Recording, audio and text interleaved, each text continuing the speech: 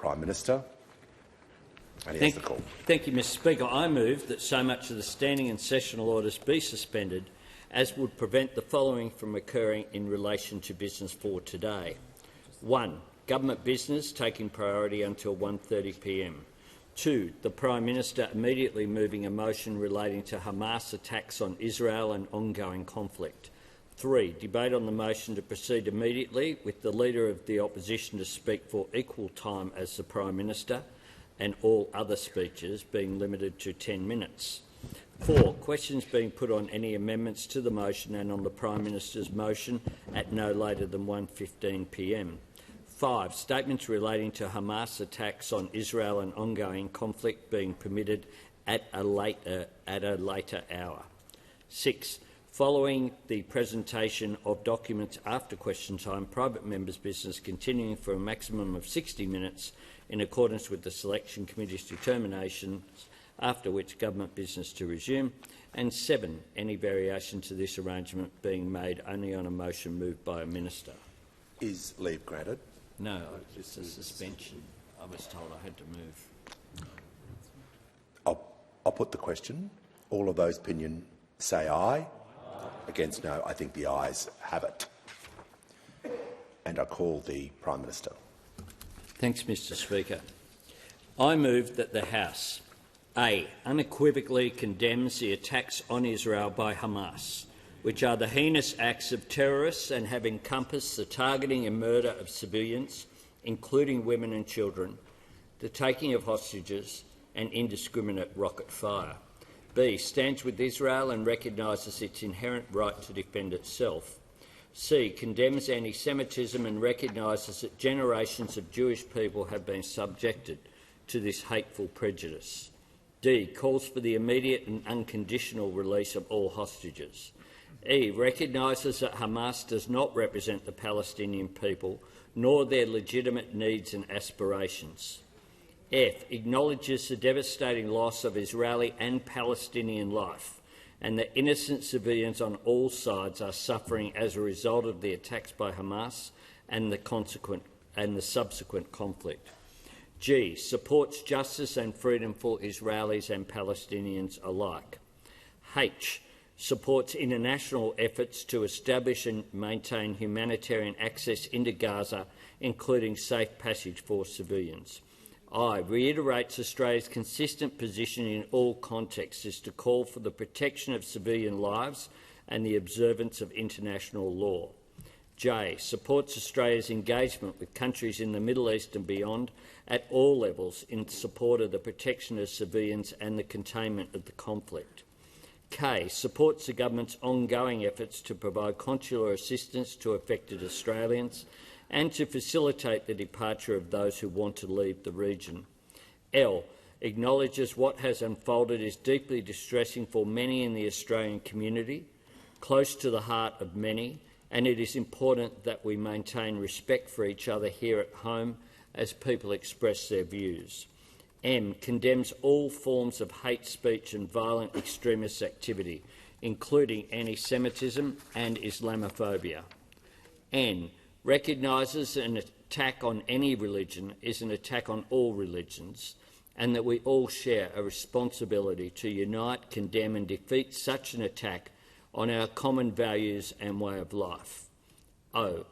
Notes that undermining social cohesion and unity by stoking fear and division risks Australia's domestic security. And P. Affirms in the strongest possible terms that hateful prejudice has no place in Australia. Yeah. Mr Speaker, the evil committed by Hamas in Israel has chilled every Australian heart. We have all been profoundly shocked by the scale and wantonness of these attacks. What has happened affects both Israelis and Palestinians, so it's important to note that this motion deals with the situation that both now confront, and I will speak to both. We must face what has happened and what is now unfolding with complete moral clarity. Hamas terrorists committed mass murder on a horrific scale. Jewish families here and across the world are mourning the greatest loss of Jewish life in a single day since the Holocaust. This was no act of war against the army of an enemy. It was the slaughter of innocent people. It was an act of terror, calculated, pitiless brutality, compounded by a rain of rockets designed to kill and to terrify without mercy and without discrimination. We have learned of acts of violation and humiliation so grotesque they should be beyond imagination, but have been made reality by Hamas. They targeted young people at a music festival and hunted them down. They preyed on families, on children, on parents trying to protect their babies in what often proved to be their desperate final act. And Hamas celebrated. They wanted the world to see. They rejoiced in suffering and death. It is so difficult to contemplate, so confronting. But we cannot turn away from the truth. We must call these atrocities for what they are. We must condemn them together. And today, this motion does just that. As hard as it is for any of us to bear, we know that it is hardest on Australia's Jewish community. Australia has the largest per capita Holocaust survivor population outside Israel. Our Jewish Australian community is made up of Holocaust survivors, their children and grandchildren. The branches of their family trees are heavy with loss and suffering, with acts of survival in the face of overwhelming odds. It is nearly 80 years since that darkest of chapters closed. Nearly 8 decades of the world saying, never again. It is shocking and wrong that in 2023, Jewish people are having to draw on their courage and resilience again, enduring such loss, enduring the weight of not knowing, and for those with relatives who are missing, enduring the weight of hope. I want to repeat the message that I've given to all Jewish Australians since the outset. You are not alone. Your fellow Australians stand with you. Mr. Speaker, this was not just an attack on Israel. This was an attack on Jewish people. Let us be clear. Hamas is an enemy, but not just of Israel. Hamas is an enemy of all peace-loving Palestinian people who are left to pay a devastating price for this terrorism. Hamas honours no faith. It serves no cause but terror. It is no better than any other group in history that has clung to the twisted belief that victory can be built on the blood of the innocent. In the words of President Joe Biden, Hamas does not stand for the Palestinian people's right to dignity and self-determination. Its stated purpose is the annihilation of the State of Israel and the murder of Jewish people. They use Palestinian civilians as human shields. Hamas offers nothing but terror and bloodshed with no regard to who pays the price. We should be very clear that it is Hamas that is the enemy, not the Palestinian people. The Palestinian people are suffering greatly, and this suffering has impacted on generations of Palestinians. The humanitarian situation in the Gaza Strip, which is home to 2 million people, is deteriorating rapidly. We are monitoring the situation closely, and we support the work of the United Nations, the United States, Israel and Egypt to establish safe passage for Gaza civilians. There is no question that Israel has the right to defend itself against a terrorist organisation and to take strong action against it. But we join the calls of President Biden and other partners for Israel to operate by the rules of war. As President Emmanuel Macron has said, preserving civilian populations is the duty of democracies. Because, Mr. Speaker, protecting innocent people is not a show of weakness, it is a measure of strength. Because true strength never turns its back on humanity. We care about the lives of everyone caught in this conflict. That is who we are as Australians. We believe all people have the right to live in peace within secure borders. The people of Israel have that right, The people of Palestine have that right. And the best path to that reality is a negotiated two-state solution within internationally recognised borders. But as Foreign Minister Penny Wong told the Australia-Israel Chamber of Commerce last week, one of the many tragic consequences of Hamas's abhorrent attack is that it has pushed that two-state solution further out of reach. That also makes this an unconscionable crime perpetrated by Hamas against the Palestinian people. Amidst this depravity, we can never let go of our own humanity, because there is no greater weapon against inhumanity.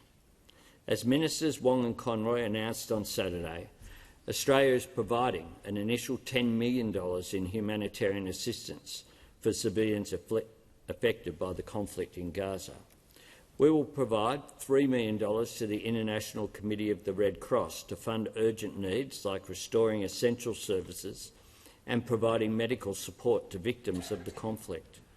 Through United Nations Agency, we will provide $7 million to deliver critical support, including emergency water, nutrition, sanitation and hygiene services, as well as child protection. We will continue to monitor and assess the humanitarian situation and stand ready to provide further support. We are moving quickly and pursuing all options to get Australians who want to leave Israel or the occupied Palestinian territories. The first Australian government-assisted departure flight landed in London Saturday morning with 238 Australians and their family members on board. I know we are all relieved those Australians are on their way home, and I thank the Australian officials who helped assist, and we thank Qantas for the support it provided. Overnight, we provided a further 3 flights, 2 operated by the ADF and 1 government charter. But the situation on the ground is challenging and rapidly deteriorating. For Australians who want to leave, I can't emphasise this enough. I strongly encourage you to take the first option you can. Please do not wait for another option. We have secured flights for onward travel to Australia from London and Dubai. Information about those flights will be provided directly to passengers, and further details will be released soon. We are assessing the situation very closely and working as fast as possible to help Australians. We know not everyone can get to the airport and that the security situation is very dangerous in some areas. We're supporting Australians who have registered with DFAT's Consular Emergency Centre and updating them with all the details directly. DFAT's Crisis Centre in Canberra is operating on a 24-hour basis. Officials from DFAT and other agencies have been deployed to the region, including Tel Aviv, to support assisted departures. If they have not done so already, Australians in Israel or the occupied Palestinian territories who want to leave and don't already have plans to depart should register via DFAT's crisis portal. Mr Speaker, just as Hamas stands in the way of the peaceful future for Israelis and Palestinians alike, they try to drive division in every peace-loving democratic society, and they seek to fan the embers of anti-Semitism. We cannot allow that. We will not allow that. I know I speak for every member of this House when I say that this kind of hateful prejudice has no place in Australia. The awful anti-Semitism chanted by some of the protesters at the Sydney Opera House is beyond offensive. It is a betrayal of our Australian values. We reject it and we condemn it. Our country is better than that, and our country is a better place because of our Jewish community. Our government is committed to keeping the community safe. Just as we join in this place to condemn Hamas, the message we should be sending loudly and clearly from this place to all Australians is to avoid the traps set by such forces of division. Anyone seeking to exploit the people's suffering for political purposes should consider the damage they risk doing. Anyone tempted by the lazy but corrosive option of false equivalence should shun that temptation. This is a time for compassion, not cynicism. Something that very much bears repeating is the advice of Mike Burgess, the Director-General of ASIO, and I quote, "It is important that all parties consider the implications for social cohesion when making public statements. As I have said previously, words matter. ASIO has seen direct connections between inflamed language and inflamed community tensions." And he goes on, "As always, ASIO is not interested in those who are engaged in lawful protest, but rather the small subset of protesters who may wish to escalate protest to violence. This includes religiously motivated and ideologically motivated extremists or anyone who believes that violence is a means to further their own interests." We have no room for anti-Semitism in this nation, just as we have no room for Islamophobia. We have no room for hatred, not against Jews, not against Muslims. Our nation has been made better by generations of both. An important part of our strength as a nation is the breadth of our society, and it is such a great and vibrant strength. But even in a country as stable and open as ours, social cohesion cannot be taken for granted. It must be nourished and protected. My government is committed to preventing discrimination against people of faith, including through anti-vilification protections. We have established a new $40 million grants program to improve safety and security at places of worship, religious schools and community groups. And I can announce that today the Cabinet has agreed to $10 million from the Confiscated Assets program to be added to that $40 million, and for us to fast-track the processing of what were many hundreds of applications just this week. And we expect to have an announcement of funding in days. We have committed to funding the Australian Human Rights Commission to complete its national anti-racism framework and implement a comprehensive national anti-racism strategy. Last October, Australia signed a United Nations Human Rights Council statement on combating anti-Semitism and online hatred. In June, the government introduced the Counter-Terrorism Legislation Amendment, Prohibited Hate Symbols and Other Measures Bill, to criminalise the public displays of hate symbols. In addition to the important measures that seek to protect the community from symbols of hate, the bill will ensure that glorifying and praising acts of terrorism are criminal offences under Commonwealth law. The bill will also increase the penalties for those seeking to glorify these atrocities. Earlier this year, we also launched a Multicultural Framework Review to ensure Australian government policy settings and organisational arrangements are fit for purpose in supporting our multicultural society. There hasn't been a review of how government supports multiculturalism since 1973. The government is continuing to implement a strengths-based approach to build on the successes of Australia's cohesive and inclusive multicultural society. Those successes are considerable. As Australians, we should all take pride in what we have built together as an open-hearted, welcoming country driven by compassion and an instinctive sense of fairness. We showed it in 1948, when Australia played a role in the foundation of the modern State of Israel. It was a moment of light after the darkness of the Holocaust. On this side of the House, another source of pride is the fact that it was a Labor minister and future Labor leader, Doc Evatt, who was there at the heart of it all at the United Nations as President of the General Assembly. With Evatt presiding over the UN and supported by Prime Minister Ben Chifley, Australia was the first country to vote for Israel to be made a member. Mr Speaker, through this motion today, our Parliament sends a message of sympathy and solidarity to the people of Israel after the attacks by Hamas, and to our own Jewish community. All of us and all Australians embrace you in this time of trauma. We cannot lighten the weight that is upon you, but we hold you in our hearts. and I commend the motion to the House.